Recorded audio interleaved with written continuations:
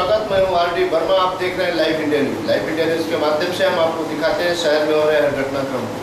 तो आइए देखते हैं आज के मुख्य समाचार। सिद्धिविनायक स्पोर्ट क्लब की ओर से सिद्धिविनायक चषक 2014 क्रिकेट स्पर्धा का आयोजन। तो आइए ले चलते हैं अंजूर में, जहां गत दिन सिद्धिविनायक स्पोर्ट की ओर से सिद्धिविनायक चषक 2014 का आयोजन किया गया था, जहां कई टीम के खिलाड़ियों ने भाग लिया और अपने खेल का प्रदर्शन किया। इस अवसर पर आए प्रतिष्ठित मान्यवरों का स्वागत सम्मान भी किया गया। सदस्य असे साधारण घरात सुभाष कोळी यांच्या उपस्थितीत हा उद्घाटन समारंभ संपन्न झालेला आहे। आम्हाला इथे बोलवल्याबद्दल, आमंत्रित केल्याबद्दल मी या सगळ्या मंडळाचे आभार मानतो आणि अशा या स्पर्धा व्यवस्थित सुरळीत पार पडतील अशी मी अपेक्षा करतो। मित्रहो, या भिवंडी तालुक्याला टेनिस क्रिकेटची पंढरी म्हणून आपण ओळखतो आणि त्याच टेनिस टुर्नामेंटचा आज श्री गणेश या अंजूर गावापासून होत आहे। मी खरोखर धन्यवाद देणार आहे सिद्धिविनायक मित्रमंडळ अंजूर या की त्यांनी त्यांच्या सहकार्याने अतिशय मेहनत घेऊन या सोहळ्याला सुरुवात केलेली आहे। मी पुन्हा एकदा येणाऱ्या संघांचं इथं स्वागत करून या स्पर्धा अतिशय खेळीमेळीच्या वातावरणात पार पडाव्या अशा शुभेच्छा देऊन माझे दोन शब्द संपवतो। जय हिंद, जय महाराष्ट्र। आमची टीम गेली 10-15 वर्ष झाली स्थापन होऊन, पण आम्ही ही स्पर्धा तिसऱ्यांदा स्थापन करतो। 32 संघ याच्यामध्ये सहभागी झालेले आहेत आणि 50,000 प्रथम पारितोषिक आहे, द्वितीय पारितोषिक 25,000। उद्देश माझ्या एरियाला अंजूर, आलिमगड, सुरे, बरोडी क्रिकेटची पंढरी मानली जाते आणि त्याच्यात क्रिकेटची पंढरी चांगले क्रिकेटर घडवण्यासाठी आम्ही ही स्पर्धा आयोजित केलेली आहे। टेमघर में बाल दिवस के अवसर पर बाल स्वच्छता अभियान कार्यक्रम का आयोजन। तो आइए ले चलते हैं टेमघर में, जहां समाज कल्याण न्यास की पदाधिकारी मैडम नलिनी चौधरी ने आंगनवाड़ी के बाल बच्चों को स्वच्छता अभियान के तहत मार्गदर्शन किया। बच्चों को स्वच्छता अभियान के तहत जानकारी दी और तमाम बच्चों को बाल दिवस के अवसर पर बाल दिवस की शुभकामनाएं व्यक्त की। तो आइए देखते हैं लाइव इंडिया न्यूज़ के संवाददाता को जानकारी देते हुए समाज कल्याण न्यास की पदाधिकारी नलिनी चौधरी ने क्या कहा। बस लहान मुलांना स्वच्छतेचं महत्त्व पटवून देणं, त्याचप्रमाणे त्यांच्या माता भगिनी ज्या गृहिणी आहेत त्यांनासुद्धा किचनपासून ते आपल्या परिसरापर्यंतची स्वच्छता कशी असावी याच्याबद्दलचं महत्त्व याच्यामधून पटवून देणार। लहान मुलंच उद्याचे आदर्श नागरिक बनतील, त्याच्यामुळे त्यांचा जर पाया भक्कम झाला तर अर्थातच त्यांचं पुढचं जे आयुष्य आहे, जे जीवन आहे ते भक्कम होईल आणि आतापासून जर आरोग्याचे धडे त्यांच्या मनावर बिंबवले तर ते अर्थातच पुढं स्वच्छता आपण जो अभियान राबवलं आहे ते पुढे ते चालू ठेवतील। केवळ एक हप्ताभर हे अभियान न राहता वर्षानुवर्ष हे अभियान चालत राहील याचा आम्ही पुरेपूर प्रयत्न करू। बालकांना शुभेच्छा, म्हणजे उद्याचे ते आदर्श नागरिक बनावे आणि आत्ताच जर सवयी त्यांना चांगल्या लागल्या तर अर्थातच ते उद्याचे भावी पिढीचे दक्ष नागरिक किंवा एक जबरदस्त अशा व्यक्तिगत स्वतःचा विकास करून आपलं काहीतरी आयुष्याचं चांगलं घडून आणतील। एरियामध्ये म्युन्सिपाल्टीचे सफाई कामगार येत असतात, पण ते 24 घंटे नाही आहेत, फक्त सकाळचा 1 तास त्यांचा कामाचा असतो।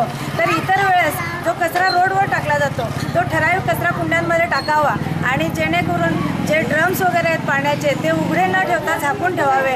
उघडी गटारं असतील ती बंद करून त्याच्यामध्ये कुठल्याही प्रकारचा कचरा टाकू नये, अशा प्रकारचा संदेश देऊन जास्तीत जास्त स्वच्छता ठेवून आरोग्य हानी टाळण्याचा संदेश याच्यातून आम्ही देणार।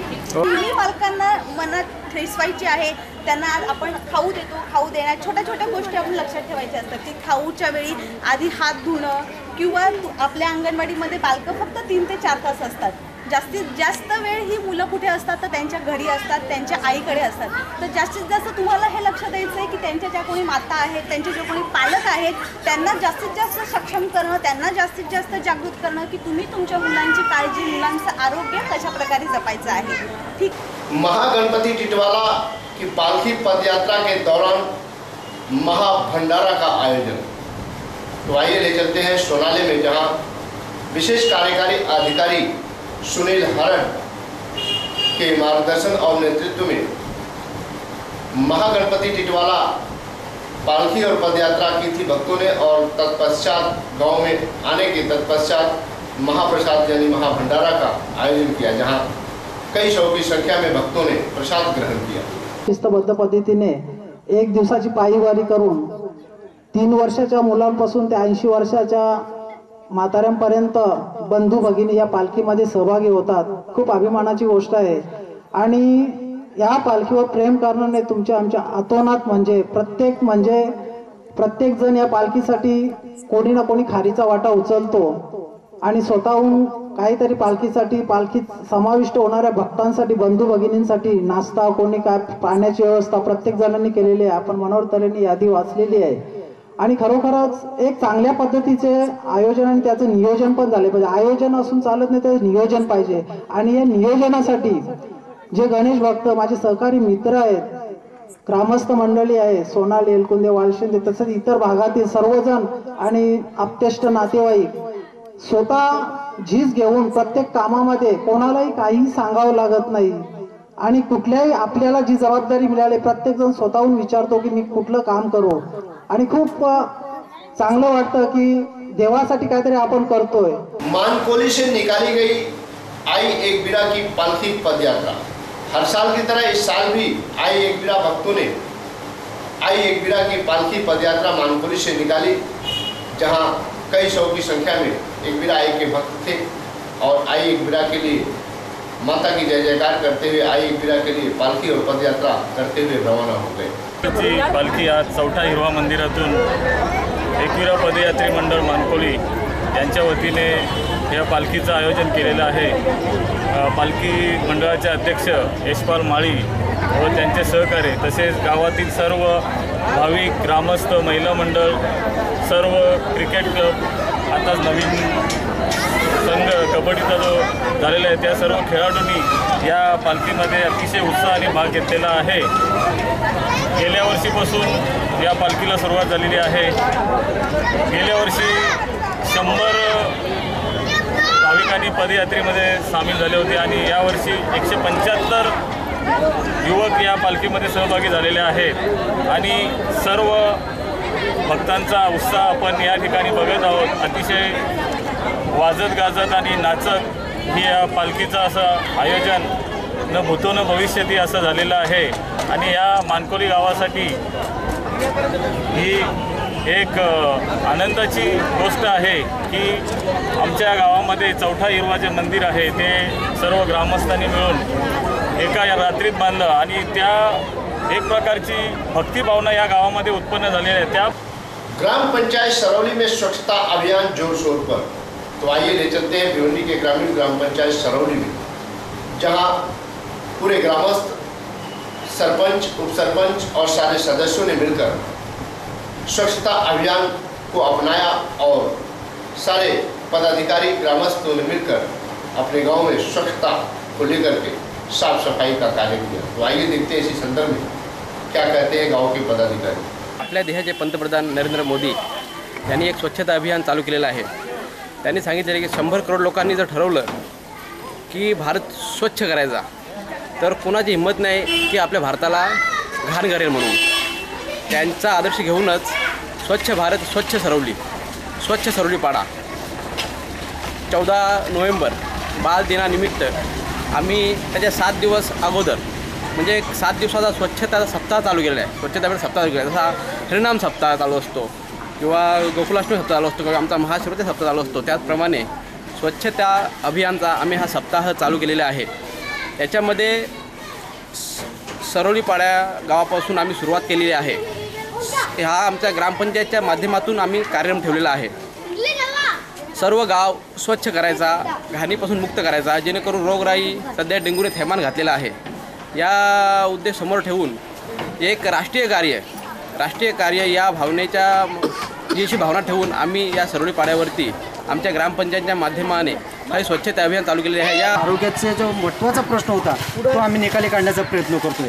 तर याच्यामध्ये आम्हाला सर्व या ठिकाणी सर्व ग्रामपंचायत कार्यक्षेत्रामध्ये सरौली पाडा असेल, ठाकूरपाडा असेल, सरौली गाव असेल, या गावातील सर्व महिला मंडळ, महिला बचत गट, सर्व गावातील याच्यामध्ये निरंकारी मंडळाचे सदस्य असतील किंवा बैठकीचे सदस्य असतील यांनी याच्यामध्ये आम्हाला भरपूर सहकार्य केलेलं आहे। त्या सहकार्यामुळे आम्ही आज हे कार्यक्रम यशस्वी करू शकतोय। राजनौली में भारतीय जनता पार्टी के जनसंपर्क कार्यालय का भव्य उद्घाटक के रूप में पहुंचे सांसद कपिल मोरेश्वर पाटिल। तो आइए ले चलते हैं राजनौली, जहां भारतीय जनता पार्टी के जनसंपर्क कार्यालय का उद्घाटन विनोद ठाकरे के नेतृत्व में किया गया, जहां जनसंपर्क कार्यालय का उद्घाटन करने के लिए खासदार कपिल मोरेश्वर पाटिल पहुंचे। उनके साथ कई भारतीय जनता पार्टी के कार्यकर्ता पदाधिकारी थे, जिनके शुभ करकमों से भारतीय जनता पार्टी के जनसंपर्क कार्यालय का भव्य उद्घाटन हुआ। त्या ठिकाणी सुरू केलं। मला वाटतं भिवंडी तालुक्यातलं हे पहिलं जनसंपर्क कार्यालय असावं आणि हा त्याच्या नावाप्रमाणे विनोद नाही तर हे खरं आहे। हा बरोबर ना प्रकाश, ही वस्तुस्थिती आहे आणि निश्चितपणाने जनतेशी ज्याची नाळ बांधलेली असते तोच कार्यकर्ता अशा प्रकारचं काम करू शकतो।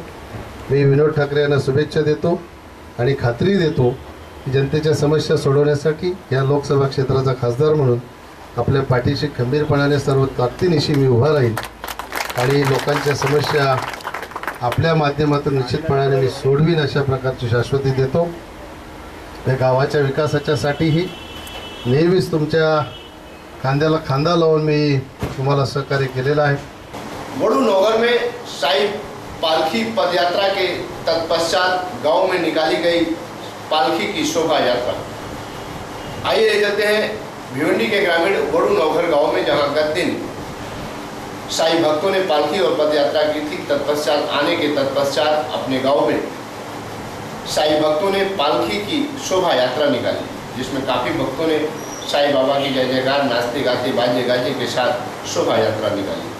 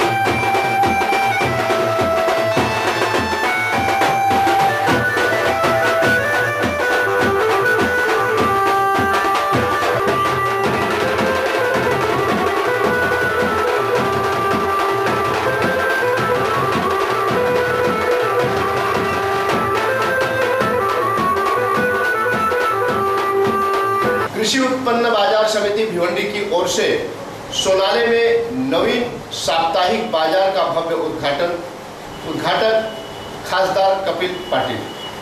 तो आइए ले चलते हैं आपको सोनाले के नासिक मुंबई हाईवे पर, जहां कृषि उत्पन्न बाजार समिति की ओर से साप्ताहिक बाजार का उद्घाटन किया गया, जिसमें उद्घाटक के रूप में कपिल मोरेश्वर पाटिल पहुंचे। उनके हाथों से उद्घाटन किया गया, भूमि पूजन किया गया, जहां साप्ताहिक बाजार का उद्घाटन किया गया। तो आइए ले चलते हैं वहां, जहां कृषि उत्पन्न बाजार समिति के सभापति, माजी सभापति, वर्तमान सभापति और सारे सदस्य उपस्थित थे, जिनकी उपस्थिति में कृषि उत्पन्न बाजार समिति का साप्ताहिक बाजार सोनाली के हद में प्रारंभ किया गया। एक बाजाराची व्यवस्था या ठिकाणी आपण केली, निश्चितपणाने आनंदाची बाब आहे। विशेष सरांनी सांगितल्याप्रमाणे खरा शेतकऱ्याचा आधार काय बाजार समिती, पण आम्ही बऱ्याचदा विशेष प्रयत्न करतो आधार बनण्याचा, पण बऱ्याच कायद्याच्या अडचणी होत्या। आता सरकार राज्यातही आपलं आलंय, निश्चितपणाने कायद्याच्या अडचणी बाजूला करून आपला शेतकरी बाजार समितीच्या माध्यमातून सुखी संपन्न कसा होईल, जास्तीत जास्त त्याच्या उत्पन्नामध्ये कशी भर पडेल याच्यासाठी निश्चितपणाने आम्ही सर्वच मंडळी प्रयत्न करून शेतकऱ्यांना चांगला आधार देण्याचं काम बाजार समितीच्या माध्यमातून करण्याचं काम आम्ही करू। अनेक माझ्या मनामध्ये संकल्पना आहेत, अनेकदा मी सांगितलेले आहेत। बाजार समितीच्या माध्यमातून आपण काय करू शकतो तेही सांगितलेले आहे। कदाचित तुकाराम पुढचे जुने दिवस तुम्ही परत जर आणले तर फार मोठं काम या विभागाचंही होईल. हा परिसर असा सर होता की इकडे शेतच कुठलं रिकामी नव्हतं. इतका भाजीपाला, या 4-5 गावचे लोक इतक्या मोठ्या प्रमाणात भाजीपाला करत होते. आता आमच्याकडे सगळं गोडाऊनचं पीक आल्यामुळे थोडी अडचण झाली. त्याच्यामुळे शेतीतला भाजीपाला कोणी करत नाही.